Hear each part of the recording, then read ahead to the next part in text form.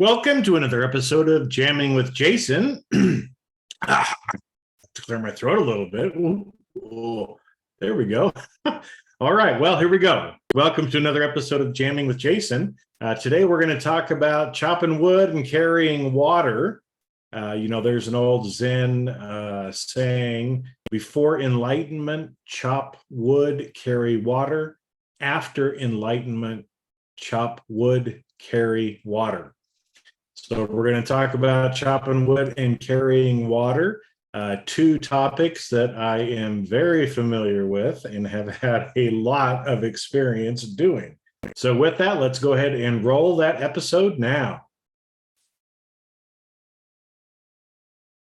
All right, so I don't know if you've ever heard that saying before. That kind of is the impetus or the inspiration behind today's episode. But the whole idea of before enlightenment, chop wood, carry water. After enlightenment, chop wood, carry water.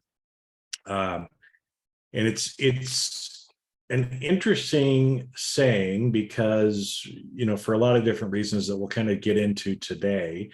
And, really kind of chopping wood and carrying water, there's a practical side to what that means, but there is also a more kind of figurative meaning behind that as well, that we want to get into and talk about today. Because I think, a lot of times as you're changing your world, as you're growing, as you're developing, sometimes it's hard to see some of the changes that are actually happening because we're with ourselves every day, right? And so we don't notice some of the changes that are actually happening. And just to kind of give you an illustration of that, I'm sure that you know people who have children. And so I don't know if this has ever happened to you, but it's happened to me a lot.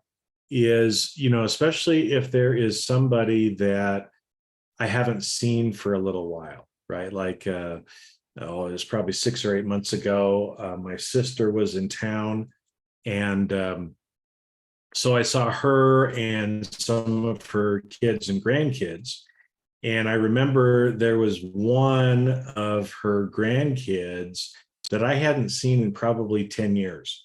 So the last time that I saw this little girl, I say little girl, she was 3 or 4 years old, cute as a button, bright-eyed, very inquisitive. And so I always kind of equated her with being that age. And so we were we were visiting, and that granddaughter was there, and I'm like, who is that? And she tells me the name. I'm like, no way, right? Because it's been 10 years. So she was actually a teenager, much different looking than when I had seen her before, right? And that's because I hadn't seen her for a while, right? But her parents, herself, right, because they are with her every single day, they probably wouldn't notice some of those changes as much. And it's all kind of a perspective issue, right? And so it's that same way as we're growing and developing. I think sometimes we don't realize how far we have actually come until we turn around and look backwards, or somebody that we know in our life actually tells us how far we've come, right? Just like me talking to my sister's granddaughter and seeing how big she's actually gotten, right? Okay, so let's jump in and talk about chopping wood and carrying water. Okay. Now, I'll tell you some stories about myself because, like I said, I have a lot of experience doing both of those things physically. Okay. So, in the house where I grew up, where I spent most of my childhood, really kind of from the ages of 8 until 18 when I left the house, we had a wood burning stove and we had a well. Okay, and so we were not on city water; we were out in the country, and so we had a well and we had a stove, right? And so we had heating as well, but For the most part, we used wood as a way for us to heat ourselves in the wintertime. And in Boise, Idaho, it can get very cold. It snows, it gets cold. And so all throughout the year, right, my dad was a contractor, and so I would go with him to the job sites on my holidays and sometimes on the weekends and work with him. But he would bring home scrap wood that they didn't need to use at the job site. So he'd come home with his van filled up with wood, and my little brother and I would have to take all the wood that was in the back of the van and throw it out into a big pile. And so eventually, obviously, over the course of the year, we had a huge pile of wood. And what we would do throughout the year is on the weekends, usually on Saturdays, probably at least every month, one of the Saturdays was us taking that pile of wood, cutting it up, right? So we weren't chopping it because we were actually using power tools. So I was grateful for that. We were using power tools, at least for that. And we would cut it up. We would stack it. We had a couple of sheds where we would stack the wood.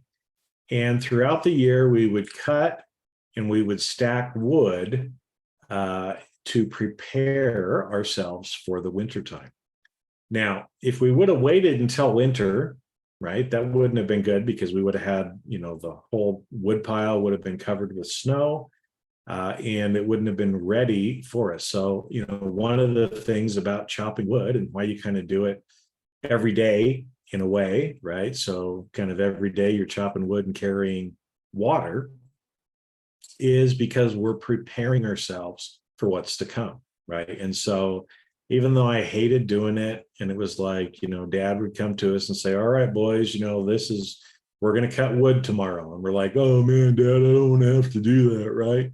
And so we'd go out and he would cut the wood. He'd be the one because we were little boys at the time. So he would cut the wood and we'd have to pick it up, put it in the wheelbarrow, walk it over to the sheds, stack it all up so that it was ready for us for when winter came. So like I said, I spent a lot of time not chopping wood, but stacking it, cutting it, getting it ready.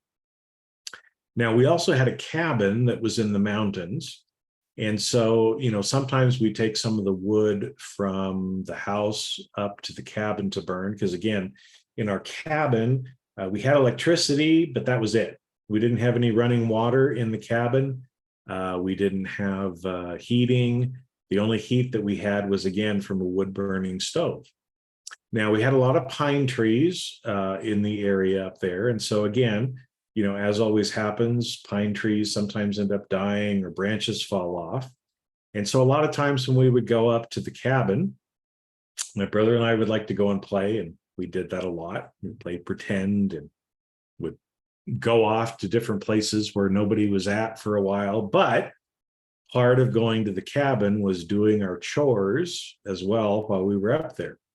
And one of those things was cutting wood and literally chopping wood, right? Because we would be cutting the pine trees and my dad would use a chainsaw to cut it up. But the same thing, right? My brother and I would have to throw it in the wheelbarrow, or actually up there, a lot of times we would carry it in our arms to the place where we stacked the wood kind of under the cabin that was dry. Now, because that was pine wood, we often did have to split it. And so we would have to chop the wood and kind of split it into smaller pieces so that we could actually get it into the stove.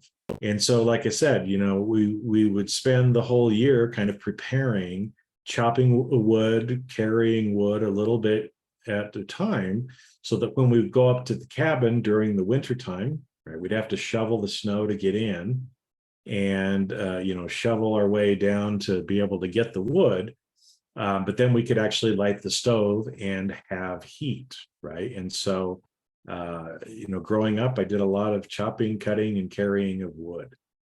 Now, I told you, where I grew up, the house that I grew up, we had a well, which was nice because we weren't on city water, and I'll talk about that here in a little bit. Um, but we had running water in the house, right? So we could go over, we could turn on the faucet, and we would have running water, which was good. It was nice. It was a luxury to have. But when we would go up to our cabin, again, I told you that we didn't have any running water. There was no plumbing in the cabin. So we were kind of living like you did 100 years ago. We had an outhouse that we'd use for the toilet. No water out there either, just a hole in the ground. And you sit and do your business and it goes in the ground, and you throw lye in there every so often to kind of kill the stench.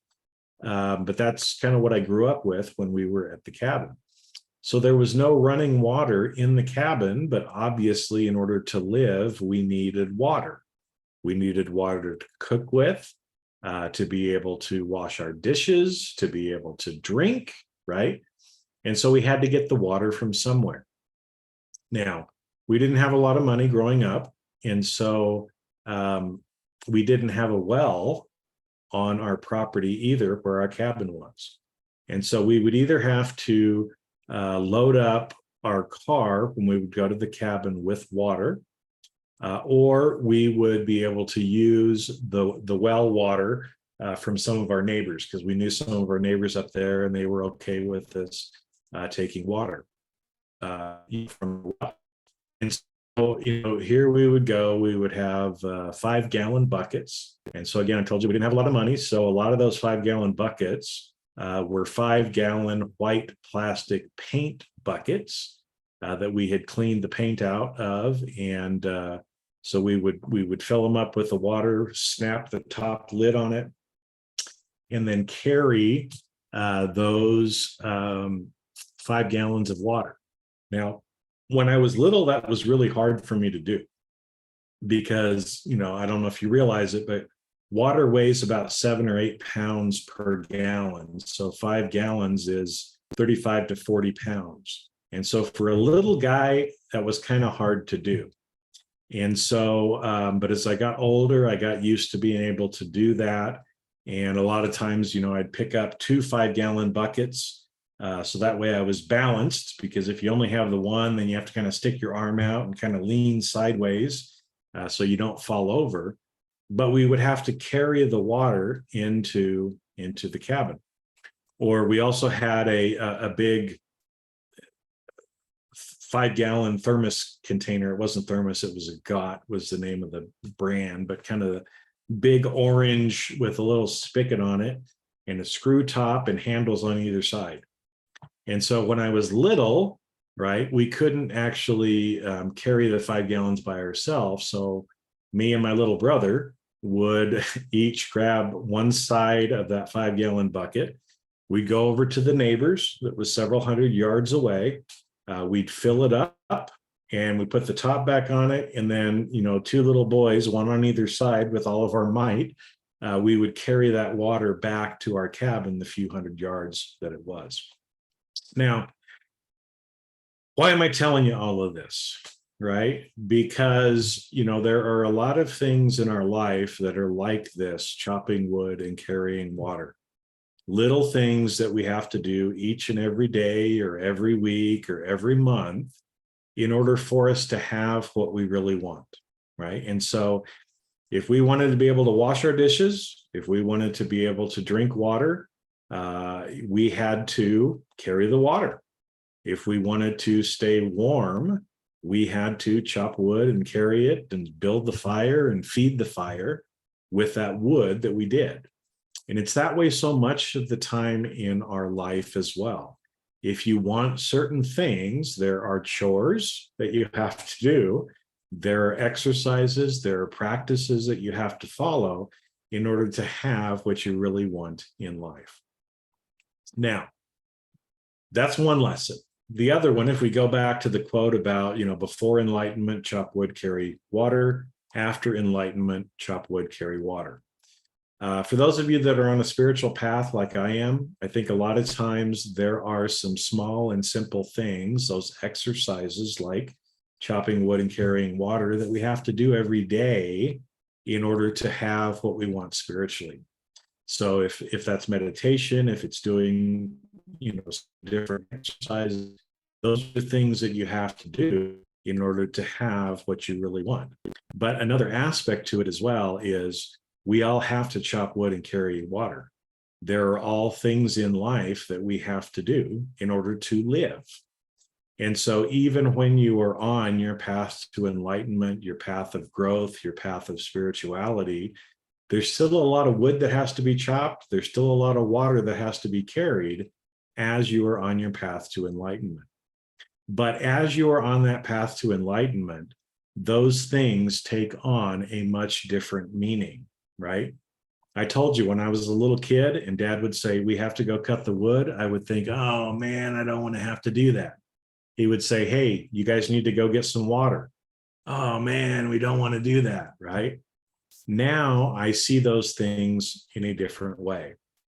And so I think I told you before, I moved recently, and guess what? I'm literally chopping wood and carrying water again, right? It's not, I have running water in my house. I have toilets, right? That's not a problem. But I just personally don't want to drink the municipal water that has a bunch of fluoride and other chemicals put into it by the local water district. And so instead, I choose to go up into the mountains. I found a spring up in the mountains here where I can go up and I can fill up my water bottles with this fresh, clean water directly out of Mother Earth and use that as the water that I use to drink. And so every week or so, I load up the 5-gallon buckets in my car, only now they kind of look like gas cans, not the ones that I bought, not the 5-gallon buckets.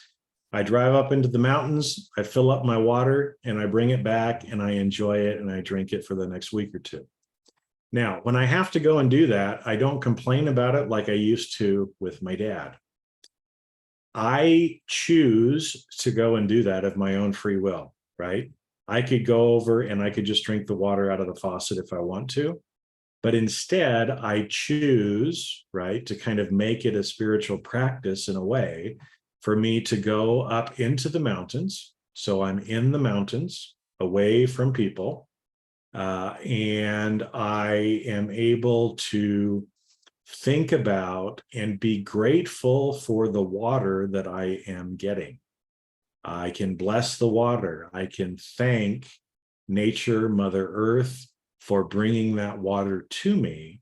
And all of those things actually act as a way for me to improve my spirituality, to improve my gratitude as well, and for me to connect better directly with the earth, right? Because now I'm drinking water coming directly from the earth, not something that has been manipulated by man, filtered or chemicals added to it or whatever else that they do, right? And so it's the same as that pure water that I used to drink when I was a kid, right? Because I told you, growing up, we had a well, and so we would drink water directly from the earth.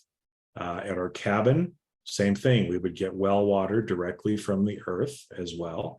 And so it provides me with health and strength and everything else as well. And instead of seeing it as a chore necessarily, I can actually see it as a practice that is helping me to improve my gratitude and my connection with the earth. Same thing with chopping wood. So I lived in California for a lot of years, and there you typically have a gardener, right? So I haven't actually done any yard work for a long time, 15, 16, 17 years. I haven't really done any yard work.